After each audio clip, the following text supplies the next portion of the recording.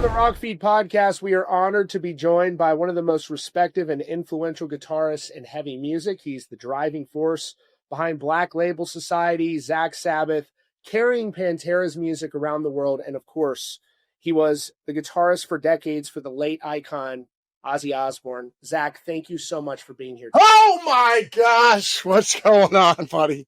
Always good to see you, bud. It's an honor to have you. It's great to see you guys going so strong out there on stage with Pantera every night. And I wanted to ask you, you've been known for that hard work ethic, and the day that the world learned of Ozzy's passing, with everything that you must have been feeling, I was wondering, I really respected how you found the strength to go up on stage that night. Well, no, it just, Oz. You talk about fortitude and persistence and just refusing. I mean, like I even wrote to him after the show. I was like, "Oh, so proud of you, man!" Like he never quit. Like never quit. I can tell you how many times, like his voice would be banged up, and we'd be getting, I'd have to say a couple prayers to John Paul II, Mother Teresa, and the big guy several times during the show just to get him, thinking, because by the time we get the War Pigs or anything, that it's a cappella or whatever, it's him by himself. So, but he'd always end up pulling through these gigs. I mean, like I'd always just stare in amazement and just go, "That's my hero, man," all the time. So, no, and him doing that show. It was just, because we hadn't played in 6 years, since going into New Year's Eve from 2018, going into 2019 was the last gig we did at the Forum in LA. It was like an Ozfest gig. And, we did Zakk Sabbath out in the parking lot. And then later on, me and Blasco and Tommy and Adam were playing with the boss, waiting for midnight and stuff like that, to ring in the new year. And then, it was like the first week of January is when he banged himself up, when he got all lumped up. But, so, it was like all that time in between, he didn't do any live shows, even though he was making the records, you could sit down and you can sing, do a verse, then do another verse, but, you're not performing, I mean? You're not singing a song all the way through. So, I was just hoping he was going to be able to perform, singing in the studio and singing on stage, throughout a whole song is just, it's a different ball game. So, just hoping that he'd have this, be able to do it, and not only that, because he hadn't done it in 6 years. So, but yeah, Oz, he kicked some ass, man. It was awesome. Truly a historic event. I mean, I couldn't have thought of any way it could have been more incredible than it was. It was just extraordinary. And I wanted to mention, too, is the Zakk Sabbath American Winter Tour. I've been thinking about this tour a lot because it's going to be a great way to honor Ozzy's legacy. And can you share any kind of plans that you have for this upcoming tour that fans can expect to look forward to? No, I mean, like when we're obviously, well, yeah, it's just, the Zakk Sabbath thing's obviously paying tribute to, Ozzy, Tony, Bill, and Geezer every night. So, but no, it's just, no, like people are always asking me, "Oh, Zakk," I go, I never look at things like that. I just, I just thank the good Lord. I was blessed that I had that time with him. Whether it was my parents passing away or, everything. I mean, it's just, I'm always grateful and thankful, that, God let me have that time with him. So that's my outlook on stuff. So, I mean, of course, obviously we'd love it if, all our friends, Ozzy, your parents, any of your buddies, your dog would live to be, 100 years old, all of us, what I mean? So, and then after that, we want to top it on to 200, what I mean? So, but no, I just look at the time I had with him, and I'm truly blessed. I thank God every day. I thank him in the morning when I wake up, in the afternoon, and brunch, dinner, midnight snack, and then before I put my head on a pillow, I thank him. That is such a great perspective to have. And I think that a lot of people, myself included, could just take that perspective. And that's absolutely incredible. So I'm really looking forward to that tour because I know so many fans are going to come out and just honor that Black Sabbath legacy. And what an amazing show. And so you just came off of playing a historic metal tour, Pantera doing stadiums with Metallica. Absolutely incredible the last couple of years. I was honored to be at a few of those shows. When you look back on that, what was it like to be a part of that incredible tour? Just, I mean, every night I just, and seeing how happy, you have the Pantera faithful, and then you have all the youth, all the younger kids that just heard about the legend of Pantera through, their uncle, their dad, or their older brothers and stuff like that. That were like, man, I saw Pantera back when they were playing in the pool hall in front of 8 people. You know what I mean? So you have the Pantera faithful, and then you have, I mean, it's truly amazing. Like, because when Phil says it every night, Philip will be like, how many people this is the first time ever hearing these songs live? It's amazing how many people are out there that were like, I was 5 years old when Pantera, when the guys took a break. So like I I didn't even know anything about Pantera until, I got older. My older brother turned me on to him, or my cousin or whatever. So it's, no, it's truly a beautiful thing, so you're honoring Dime and Vinnie and Philip and Rex, this beautiful thing they created. And it truly is, it's a community. So, it's just it's like the Grateful Dead. You have all the deadheads that saw them back in the day when they started in Haight Ashbury in front of 8 people in a pool hall. And, so people showing up to Dead and Company with John Mayer crushing it on guitar. And and it's a community for them all to get back together again and everybody have a great time. So, and just because it just brings, just like Dime and Vinny, they were all about seeing people happy, just barbecuing, whether you're going to a Cowboy game. Vincenzo wouldn't be so happy with his beloved Cowboys right about now. Mine did look pretty good on Monday night, but I mean, but Vin and Dime, like no matter if you were how bad of a day you were having, those two walked into a room, they would just light up a room, and they just wanted everybody to be happy, man. And that's what they brought. It was always positivity. They always brought, always. So and that and seeing the crowds every night, it's a reflection of that. So to me, it's a beautiful thing. I mean, it was certainly that way for me. I never had the opportunity, although I was a fan of Pantera, I never got to see them live and to see what you all have done with these shows. I mean, early on, you heard people complaining. You don't hear those complaints anymore because it's just incredible the live show that you all bring. And another thing, Zakk, that I'm such a fan of is your stage walkouts with the wrestler. That's such a great. Oh yeah, the Ultimate Warrior stage walkouts. Yeah. Well, I think everybody loves it now just because they're in the videos, Right.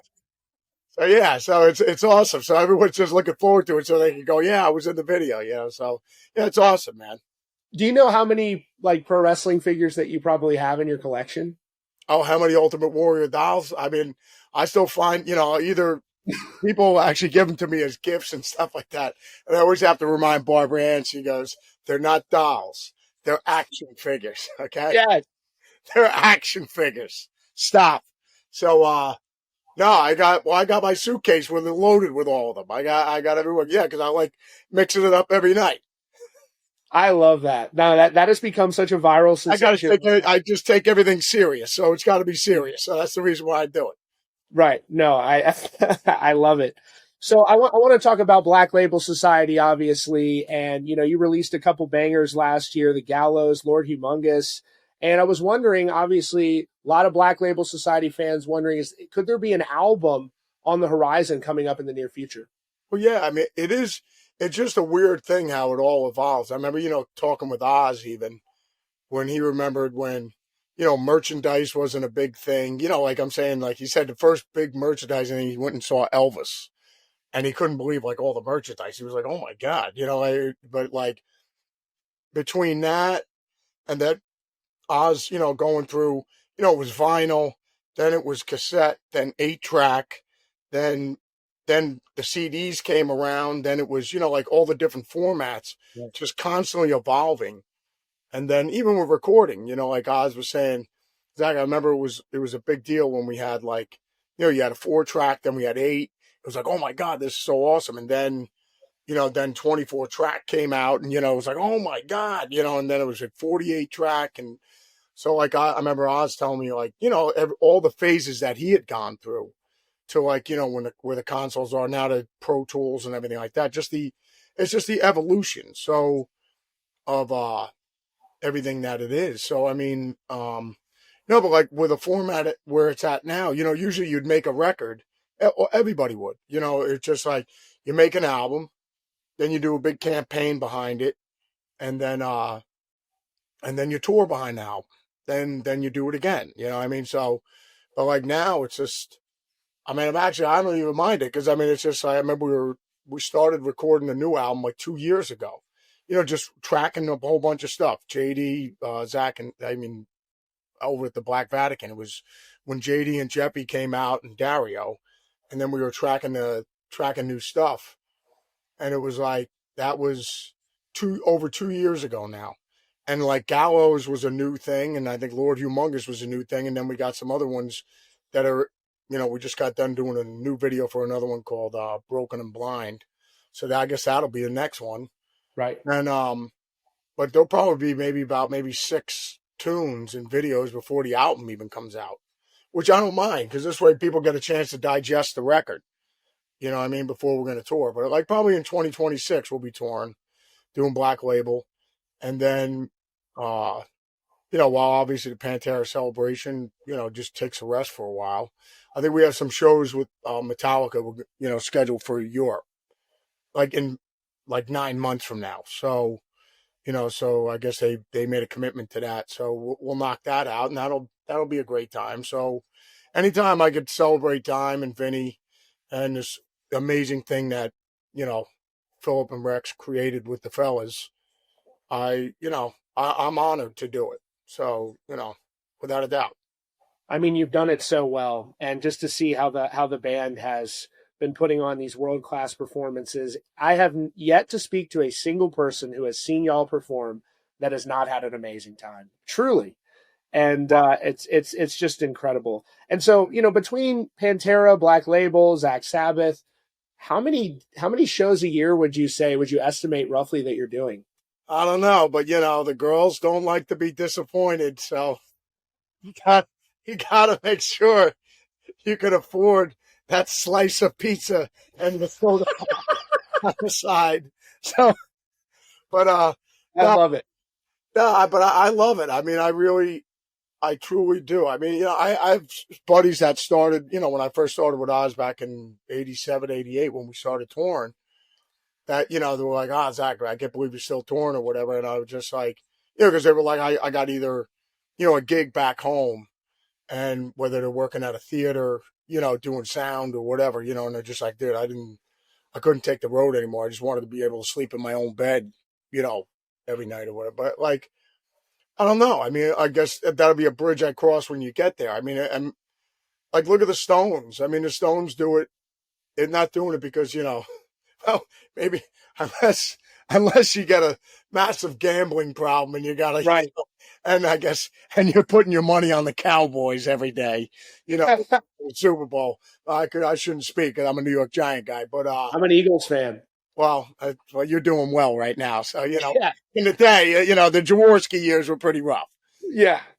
But although you did make the Super Bowl in '80, so I mean, again, but you came up short with the Raiders. But I mean, but the whole thing is, no, I mean, you do it just because you love it. You know what I mean? I don't know. Well, like Keith Richards always said, he goes, "When are you going to retire?" And he goes, "Retire from what? Like if I like reading a book and having a cup of coffee, like like why would I retire from that?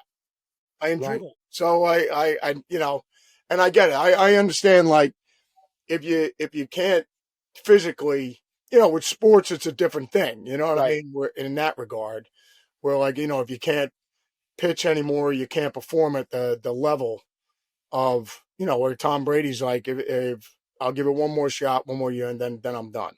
Or Joe Montana, where they're like, I'm done. I did what I had to do, and I'm out of here. But I mean, and then you move into the next phase, whether you're a coach, team owner, or whatever it is. You know what I mean? But you're still around the game or whatever. But no, with music, I think Al DiMeo was out there killing it every night. John McLaughlin and everything. I mean, it's just because they love playing, and I think even with Oz, whenever he would talk about like we would talk about the first album or when he was making Volume 4 or whatever with the fellas, he'd go, Zakk, it doesn't seem that long ago. You know what I mean? Like when and I look at it when I see like Miracle Man or I see the video and I'm like, that's 1988 when we did that. And I mean, it's going on whatever now, 40 years ago. Like I don't, like, and I'm 58 now. So, it's just, but I don't look at it and go, wow, I don't really feel that different. And I Right. still like the same thing whenever I listen to Jimmy Page play. It sounds just as awesome now as it did back then. And when I hear Tony Iommi, and when I hear, you know, when you bite into a peanut butter and jelly sandwich or a slice of pizza, it tastes just as delicious now as it did when you were 8 years old. So uh, I don't know. I mean, I guess, I mean, I still love doing it. I love playing every night and everything like that. So I'm truly blessed, man. Have you ever thought on like maybe what you would be doing had you not joined Ozzy's band? Has that ever like been like had that chance encounter there? How your life might have been different? Well, probably, like I said, when I auditioned for Oz, and he said, Zakk, now go make me a ham sandwich and go light on the Coleman's mustard. He may have just kept me around just for the sandwich making. So there's that. You know what I mean? So I would think professional sandwich maker. You I know, love it. I love it. at least I'm still around the game. No, I mean, it's just incredible. Truly one of the most interesting career trajectories of anyone I've ever seen, and still going strong. And I would say when you're out there on the road, as much as you are, as you're talking about age, I mean, you're in fantastic shape, dude. I mean, you've got a. I'm guessing you have an incredibly healthy lifestyle. Well, yes, I hand that all down to my powerlifting guru and nutritionist, the legendary St. Richard Simmons. And Let's go. yes, I'm sweating to the oldies every night, man. So I crank that out in the morning and just roll with it. But no, I dig. I mean, but ever since I was 11 years old, I was into lifting and stuff like that. So you know, yeah, Mike Menser, Dorian Yates. I mean, obviously Arnold back in the day, but Frank Zane, all the guys. So big bodybuilding fan, powerlifting, No. everything like that. How many days a week would you say you're lifting? Just out of my own curiosity. Well, if I can't hit a gym, if we don't have a gym in a hotel or I can't find a gym, I always got the power bands with me and stuff like that. So you could lift right in the sup. You know what I mean? Whether you're with the power bands, push ups, everything like that. So, I can work on my Kegel exercises, the whole 9 yards. Got to keep the fallopian tubes powerful, bro. I love it. We need a Zakk Wylde workout tape. We need. Yeah, we'll have to work on that, bro. Yeah, I love it. yeah, the Doom Well, and Den workshop. so we are so fortunate to have you here, Zakk, just hours before a show here. So I don't want to take up too much more of your time. And I just want to thank you. Truly one of the most interesting guests that I've had the opportunity to have here on the Well, podcast. great. Well, I always see the show, man. So just keep crushing it out there, brother. It means a lot. Seriously, honored to have you, Zakk. Thank you so much. Great talking to you again, my brother.